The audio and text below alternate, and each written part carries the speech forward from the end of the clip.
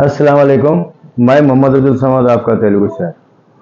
आज हम 10th class में 10 on 10 मार्क्स कैसा स्कोर करना है, 80 आउट ऑफ 80 मार्क्स कैसा स्कोर करना आपके तेलुगु पेपर में, तो इस बारे में मैं आपको समझा रहा हूँ। मैं अभी हम यहाँ सबसे पहले क्या करेंगे, थोड़ा वीडियो लंबा रहता, लेकिन आप इसको विदाउट स्किप करके देखिए। आपका बेहतरीन गेस्ट पेपर के टाइप में मैं आपको दे रहा हूँ। यहाँ पर आपका टाइटल भी आप देखे होंगे, आप थंबनेल भी आपका देखिए, उसके अंदर गेस्ट पेपर बोल के मैं दिया। मैं जो बता रहा हूँ आपको एग्जामिनेशन में 100% उसी तरीके से आने वाला है। तो ये चीज़ को आप गौर फिक्र करते हुए, आप इसको गौर फिक्र करते हुए आप क्या करिए, इसको आसानी के साथ मैं जैसा जैसा बता रहा हूँ वो बताने के हिसाब से आप प्रैक्टिस करते रहिएगा। तो आने वाले दिनों में आपको 10 on 10 मार्क्स आसानी के साथ, यानी 80 आउट ऑफ 80 मार्क्स आप आपके सब्जेक्टिव पेपर में आसानी के साथ आप क्रैप कर सकते हैं। चलिए मैं अभी शुरुआत करता हूँ। मैं सबसे पहले आपके क्वेश्चन पेपर में, और रही दूसरी बात, एक हिंट आपको देना चाहता हूँ मैं। तो इस हिंट में होता है कि आपको सब एग्जामिनेशंस को, आपको फॉर एग्जाम्पल आपका एग्जामिनेशन अगर 9:30 को स्टार्ट होता तो 12:30 तक खत्म होता, तो 3 घंटे का टाइम दिया जाता। लेकिन हमारे तेलुगु एग्जामिनेशंस के लिए, एग्जाम के लिए आपको और 15 मिनट ज़्यादा दिया जाता। क्योंकि वो 15 मिनट इस वास्ते ज़्यादा दिया जाता ताकि आपको क्वेश्चन पेपर आसानी के साथ वो 15 मिनट्स के अंदर अंदर पढ़ने के लिए दिया जाता। तो वो उसको यूटिलाइज करिए उसको, क्योंकि अक्सर होता है कि सेकेंड लैंग्वेज के जितने भी स्टूडेंट्स हैं, वो स्टूडेंट्स को थोड़ी क्या है कि लैंग्वेज की कमी रहने की वजह से, वो माहौल नहीं मिलने की वजह से थोड़ा लिटिल बिट कंफ्यूज हो जाते हैं। बोलिए क्या करें, वो 15 मिनट आपको एक्स्ट्रा का टाइम दिया जाता। तो वो एक्स्ट्रा का टाइम दिया जाता, तो इस वास्ते आपको क्या करना है, वो 15 मिनट का पूरा सही इस्तेमाल कीजिए, ताकि आपको क्वेश्चन पेपर पढ़ने से पहले पढ़ते ही आपको ये समझ में आना कि हाँ यहाँ पर हमको ये करना है, यहाँ पर ट्विस्ट किया गया है, यहाँ पर ये पैराग्राफ देके इसके अंदर एक क्वेश्चंस बनाओ बोल के बोला, ये पैराग्राफ देके क्वेश्चंस देके आंसर्स करो बोल के बोला। तो इस तरीके का एक आइडिया हमको आसानी के साथ आने के लिए आपको यहाँ पर क्या किया गया बोल के बोलते हो, वो 15 मिनट का टाइम एक्स्ट्रा दिया गया। तो 15 मिनट के टाइम को आप कंप्लीट यूटिलाइज करिए। यूटिलाइज करके क्या करिए, उसको अच्छे से एग्जाम लिखने की कोशिश करिए। तो सबसे पहले मैं क्या कर रहा हूँ, आपके यहाँ पर सीन पैसेज दिया गया हमारे पास। तो ये सीन पैसेज में होता ही है कि ये सीन पैसेज में हमारे पास नॉन डिटेल के 1 to 5 lesson, first lesson, second lesson, third lesson, fourth lesson, fifth lesson, ऐसा पूरे 5 के 5 लेसन है। ये 5 लेसनों के ये पैराग्राफ को रीडिंग करेंगे आप, पैराग्राफ को रीडिंग करेंगे, क्वेश्चंस आंसर्स उसके बाद में फिर प्रैक्टिस करेंगे। तो ये पैराग्राफ रीड करते हुए फर्स्ट लेसन में 1-2 पैराग्राफ, सेकंड लेसन में 1-2 पैराग्राफ, थर्ड लेसन में 1-2 पैराग्राफ, फोर्थ लेसन में 1-2 पैराग्राफ, इस तरीके से आप पैराग्राफ को क्वेश्चंस करेंगे, आंसर्स करेंगे, क्वेश्चंस करेंगे, आंसर्स करने से क्या होता, आपको क्वेश्चंस फ्रेम करने का तरीका आ जाता। क्वेश्चंस फ्रेम करने का तरीका आ जाता। तो यहाँ पर क्वेश्चन फ्रेम करने का तरीका, अक्सर बच्चे क्या बोलते बोलते सर क्वेश्चन फ्रेम करने नहीं आता, सर बोलते। तो क्वेश्चन फ्रेम करने नहीं आता, कैसे नहीं आता? क्वेश्चन फ्रेम करना क्या मुश्किल का काम है? कुछ मुश्किल का काम नहीं है। मैं यहाँ पर क्वेश्चन कैसे फ्रेम करना एक तरीका भी बताता हूँ, क्वेश्चन फ्रेम करने का तरीका भी बताता हूँ। तो ये क्वेश्चन फ्रेम करने का तरीका कैसा रहता बोले तो यहाँ पर आप क्वेश्चन लिख रहे हैं, आंसर लिख रहे हैं, क्वेश्चन लिख रहे हैं, वही क्वेश्चन फ्रेम करना आप आंसर पैसेज में भी क्वेश्चन बनाओ बोल के बोलते, बताने करने के लिए आसानी के साथ आ जाता। तो उस से मैं क्या बोल रहा हूँ आपको, यहाँ पर ये 1 to 5 लेसन के पूरे पैराग्राफ क्वेश्चन, आपको क्वेश्चन देखिए, answer, question answer, question answer, ये इसको प्रैक्टिस कर लेते चले जाइए आप। यहाँ पर क्वेश्चन फ्रेम करने आ जाता है, बड़ा मुश्किल का काम नहीं है। सेम ऐसा ही अनसीन पैसेज में भी ऐसा ही है। सीन पैसेज का भी ऐसी है, अनसीन पैसेज। फिर अनसीन पैसेज में एक्स्ट्रा क्या दे सकता है बल्कि बोले तो, ये अनसीन पैसेज में फिल इन द ब्लैंक्स भी दे सकता, फिलअप दे सकता, और उसके बाद में ट्रू और फॉल्स दे सकता, ट्रू और फॉल्स दे सकता। और उसके बाद में क्या करता, आप ये तो क्वेश्चन देना है, तो इसका क्वेश्चन फ्रेम करो बोल के बोलना है, क्वेश्चन फ्रेम करना बोलना है, तो इसके अंदर क्वेश्चन दिए तो आंसर्स करना है। ये तो कॉमन है, 1 2 3 4 वेराइटीज में आपको अनसीन पैसेज में पूछने वाला है। 4 वेराइटीज में आपको अनसीन पैसेज पूछने वाला है। तो ये चीज आपको जहन में रखिएगा। अब यहाँ पर प्रॉब्लम कहां पर आता बोलते हैं, फिर वही क्वेश्चन फ्रेम करने का। क्वेश्चन ये तो आंसर फ्रेम करना बहुत आसान है। पैराग्राफ पूरा कंप्लीट रीड कर लीजिए, रीड कर लिए तो उसके अंदर फुल स्टॉप से लेके फुल स्टॉप तक, फुल स्टॉप से लेके फुल स्टॉप तक आपको आंसर मिल जाता। तो यहाँ पर ये जो आंसर है, अगर फॉर एग्जाम्पल आपको आंसर नहीं मिल रहा सर यहाँ से किसने कहां तक समझ में नहीं आ रहा, तो आप क्या करिए, यहाँ पर फुल स्टॉप शुरू करके कहां पर फुल स्टॉप खत्म हो रहा, फॉर एग्जाम्पल ये लाइन पूरी अगर चल रही है यहाँ पर फुल स्टॉप खत्म हो रहा, तब यहां तक पूरा लिख दीजिए, उसके अंदर आंसर रहता। तो उस तरीके से भी आप आसानी के साथ मार्क्स क्रैक कर सकते। अब ये सीन पैसेज क्या हो गया, अनसीन पैसेज। अनसीन पैसेज में क्या होता है बोल के बोलते हो, ये अनसीन पैसेज में एक छोटा सा ट्विस्ट क्या रहता है बोल के बोलते हो, आपके 3 आंसर्स ट्रू में देता, 2 आंसर आपके ट्विस्ट करके देता। यानी आपका जो पैराग्राफ है, ये पूरा पैराग्राफ है, ये 4 लाइन का, 6 लाइन का, 8 लाइन का पैराग्राफ है। पैराग्राफ में यहां पर जो 1 2 3 4 5 क्वेश्चन जो दिया जाता, ये 5 क्वेश्चनों में ये फर्स्ट क्वेश्चन वाला भी राइट रह सकता है, थर्ड वाला भी रह सकता है, फिफ्थ वाला भी राइट रह सकता है। ये फोर्थ एंड सेकंड ये 2 रहते हैं, ये ट्विस्टेड रहता है। ये क्वेश्चन क्या रहता है, ट्विस्टेड क्वेश्चन रहता है। अब ये ट्विस्टेड क्वेश्चन रहा तो आपको क्या करना पड़ता बोल के बोलते हो, ये जो पैराग्राफ में ये जो क्वेश्चन से रिलेटेड कहां पर है वो देख के वहां से फुल स्टॉप, अभी क्या होता है, फुल स्टॉप से लेके फुल स्टॉप खत्म होने तक आप वहां पर पूरा कंप्लीट आंसर लिख दीजिए। ये 3 आंसर्स तो आपके इजीली मिल जाते हैं, ये इजीली मिल जाते 3, लेकिन बाकी जो ट्विस्टेड है सो फुल स्टॉप से लेके 1 वर्ड आंसर में अगर आप लिख सकते हैं तो 1 वर्ड आंसर में लिखिए। अगर नहीं समझ में आ रहा तो पूरा फुल स्टॉप से लेके फुल स्टॉप तक लीजिए। ये फुल स्टॉप, ये पैराग्राफ के अंदर आपका आंसर छुपा हुआ रहता है, वो आंसर आपका करेक्ट होता है। Examiner will give you the marks. समझ में आ गया। अब उसके बाद नेक्स्ट क्या रहता है हमारे पास, पोयम। नेक्स्ट टॉपिक क्या रहेगा, पोयम रहेगा। तो पोयम में क्या क्या रहेगा, फिर कैसा पोयम करता है। यहाँ पर पोयम को आप अक्सर क्या बोलते हैं, एक कंप्लीट द पोयम बोल था पद्यम। फॉर एग्जाम्पल यहाँ पर एक पोयम दे रहा हूं मैं, यहाँ पर नोचिन तल्लिदंड्री की बोल के देखिए,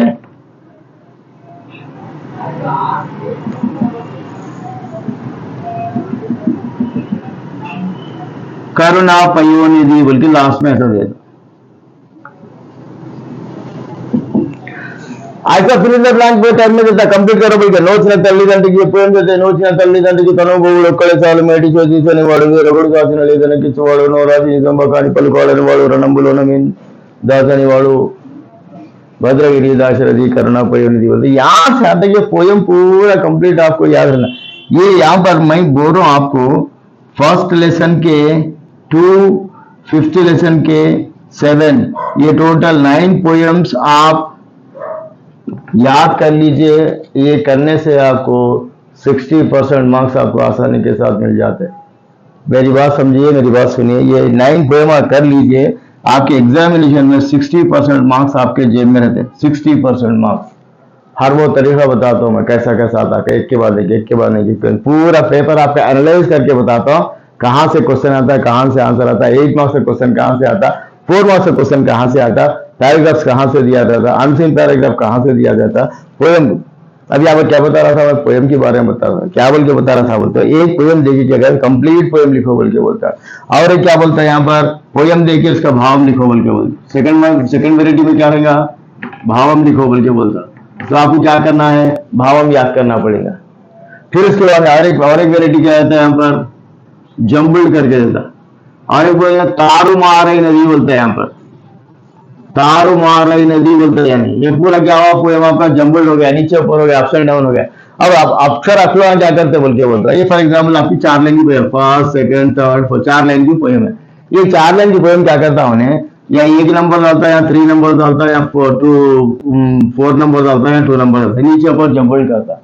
तो आप लोग अक्सर क्या करते हैं बोल के बोले, तो यहाँ पर ये 1 है, फर्स्ट ये लाइन लिख देते, सेकंड ये लाइन है, उसके बाद सेकंड लाइन यहाँ पर लिख देते, ये पूरे वैसा पूरा जम्बल करके लिख देते, नीचे ऊपर करके लिख देते। यहाँ पर बहुत इजी है। लेकिन अगर यही पोयम को पूरे टुकड़े टुकड़े खीमा खीमा खीमा बना के दे दिया, तो जब क्या करना पड़ता, जब यहाँ पर नीचे ऊपर करके जम्बल दे दिए तो बहुत इजी लिख दिए। मगर अगर यही पोएम को बीच में इधर का टुकड़ा पूरे टुकड़े पूरे अलग अलग वर्ड्स बना के अगर पोएम दे दिया तो फिर आपको क्या करना पड़ता। उस हिसाब से मैं क्या बोल रहा हूँ, आपको पोएम याद करना मस्ट है।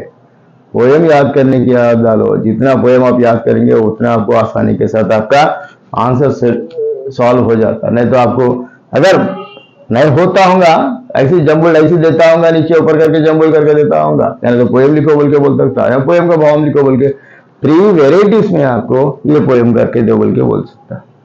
तो ये अगर दे दिया बहुत अच्छी बात है। नहीं मैं अगर जब बता रहा हूँ पूरा खीमा करके, यानी एक ही पोएम को पूरे टुकड़े करके दिया, तो जब क्या करते हैं, करना कुछ भी नहीं रहता, वो पूरा कंप्लीट पोएम अगर अपने को याद है तो पूरा पोएम आसानी के साथ लिख के दे दी तो खत्म हो जाता है, उसके अंदर ढूंढ के लिखने की भी जरूरत नहीं है। ये चीज आपका फायदे के लिए बता रहा हूं मैं। अब उसके बाद नेक्स्ट क्या है हमारे पास, 4 मार्क्स का क्वेश्चन। अब 4 मार्क्स के क्वेश्चन है, 4 मार्क्स के क्वेश्चन में क्या करना है, ये 4 मार्क्स के क्वेश्चन में हमारे पास एक ऑप्शन है कि कवि परिचय देता है। क्या देता है यहाँ पर, कवि परिचय। अब ये कवि परिचय में क्या करना, कितने कवि परिचय में 4 मार्क्स के आंसर याद करने के लिए क्या करना पड़ता, कवि परिचय में याद करना। फिर कवि परिचय में याद करने के लिए कितने कवि परिचय में याद करना, फर्स्ट लेसन से लेके 8th लेसन तक, फर्स्ट लेसन के कवि परिचय से लेकर लास्ट लेसन के कवि परिचय में तक पूरे याद करना है। प्लस एडिशनल में आपको बंदेना दाशरथी, यानी पोएम आपको पूरे 10 पोएट्स को याद करना है, रचयिता को याद करना है, कवि को याद करना है। कवि, रचयिता, रचयित्री, हमारे पास 3 लोग हैं।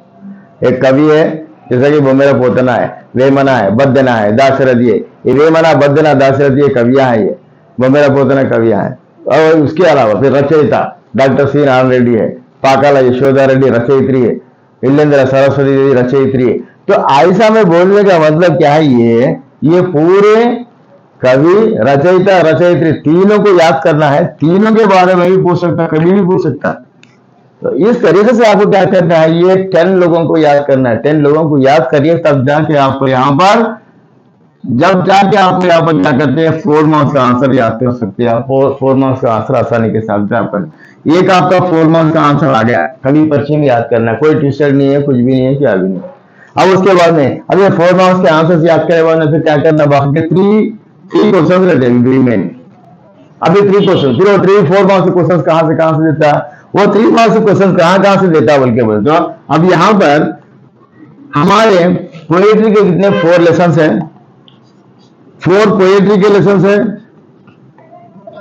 4 प्रोज के लेसन है।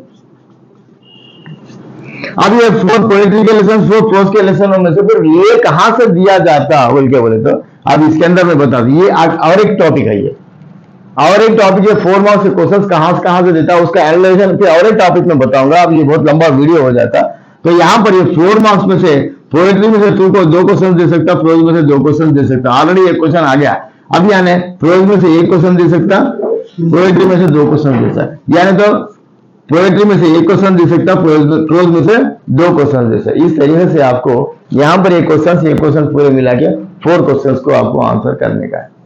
अब उसके बाद यहाँ पर 4 क्वेश्चन के आंसर्स कर लिए, फिर उसके बाद नेक्स्ट आप आते पोएट्री के 8 मार्क्स के आंसर पे।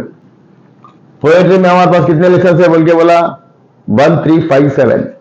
पोएट्री के लेसन कितने हैं, 1357। 1357 के जो लेसन है वो 1357 के लेसन में से आपको 1357।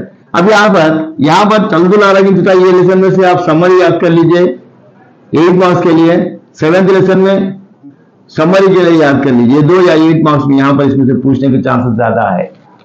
उसके बाद में नेक्स्ट हमारे पास और एक ये प्रोज का एक डिस्कोर्स है। फिर प्रोज का हो गया 2468। प्रोज में से कहां पर है, 2468 का डिस्कोर्स है। अब ये 24 में क्या है, यहाँ पर ये सेकंड लेसन पोड़पू का तल है। पोड़पू का तल में क्या, ये 4th लेसन में से भाग्य रेड्डी वर्मा का 8 आंसर याद कर लीजिए। फिर उसके बाद में 8th लेसन में से हस्ताकला नैपुण्यम के बारे में 8 मार्क्स के आंसर में याद कर लीजिए।